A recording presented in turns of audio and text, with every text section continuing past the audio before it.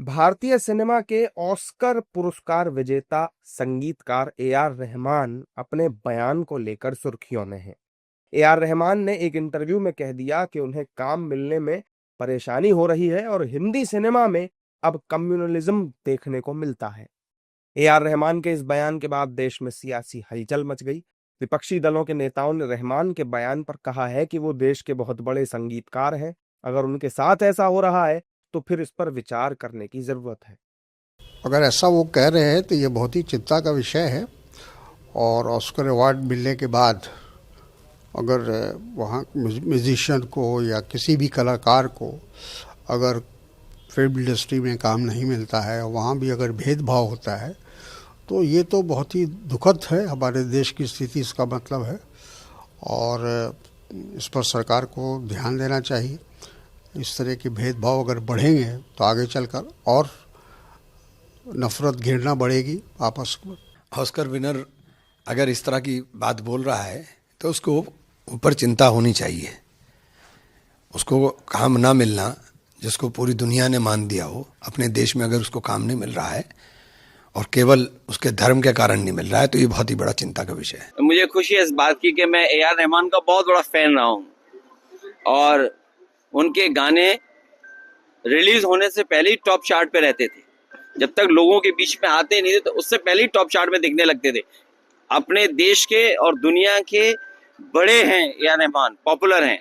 और मुझे खुशी इस बात की है कि नेताजी का एक दिन जब जन्मदिन मनाया था तो पूरे देश में अगर किसी गांव में उन्होंने परफॉर्म किया है तो वो हमारे गांव में परफॉर्म किया उन्होंने। और आर्ट के लिए, म्यूजिक के लिए, कल्चर के लिए किसी को भेदभाव की नजर से नहीं देखना चाहिए। ये बड़ी दुख की बात है। ऐसा है कि ए.आर. रहमान बहुत ही बड़े म्यूजिशियन है और ख़ास करके उसको ऑस्कर भी मिला था, दुनिया में माने जाने हैं।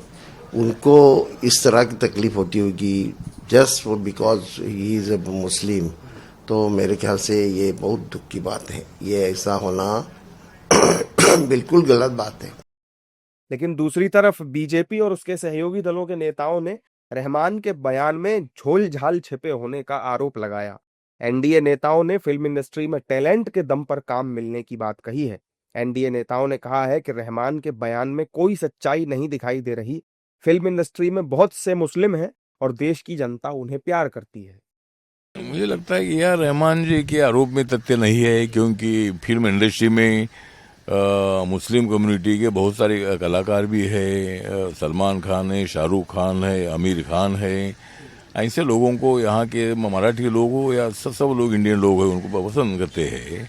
इसीलिए मतलब ए.आर. रहमान को वो मुस्लिम है इसीलिए कोई काम नहीं मिल रहा है, ऐसा नहीं है। मतलब इसके पहले तो उनको अनेक फिल्मों में उनको संगीत का काम मिला भी है। देखिए, मुझे तो ये लगता है, वैसे तो फिल्म इंडस्ट्री का विषय है, लेकिन मुझे ये लगता है वर्तमान परिस्थितियों के अंदर किसी भी इंडस्ट्री में ट्रांसपेरेंट काम हो रहा है। पहले कुछ नेताओं की सिफारिश पे काम दिया जाता था, अब हुनर पे, कला पे, एक्टिंग पे, आवाज पे आर्टिस्टों को काम दिया जाता है। ट्रांसपेरेंसी आएगी तो मुझे लगता है कि जो मोनोप्लेट करके जिन लोगों को काम मिलता था उनको तकलीफ होगी और नेचुरली मुझे लगता है कि उनको भी इसी बात की पीड़ा है। वहीं मुस्लिम धर्मगुरुओं और मुस्लिम नेताओं ने उनके बयान का समर्थन करते हुए इस विषय पर विचार करने की बात कही है। नहीं, कई मुसलमानों को धर्म के वजह से काम नहीं मिलता है, इसमें कोई शक नहीं है और इसको छुपाना भी नहीं चाहिए। और इसीलिए हम बातचीत कर रहे हैं कि जो इख्तलाफात हैं लोगों में, जो शक व शुबा है लोगों में, उसको हमें कम करना है। रहमान कहीं और तो जाने वाले नहीं हैं, यहीं पैदा हुए हैं, यहीं काम करेंगे, कम मिलेगा ज़्यादा मिलेगा। लेकिन ये औरों को समझना होगा कि ये बात चलने वाली नहीं है। और हर चीज़ का दौर होता है। देखो, एक टाइम होता है जब लोगों को तकलीफ़ होती है, एक टाइम होता है जब ये बातें ख़त्म हो जाती हैं। तो लंबी है गम की शाम, शाम ही तो है। देखिए, जहाँ तक मैं समझता हूँ कि फिल्म इंडस्ट्री हो या कोई भी जगह हो, कहीं के ऊपर भी बाकायदा कम्युनल नहीं होना चाहिए किसी को भी। और मेरे बहुत से ऐसे लोग हैं जिनको मैं जानता हूँ, क्योंकि मैं फर्स्ट 10 डेज मुंबई में रहता हूँ।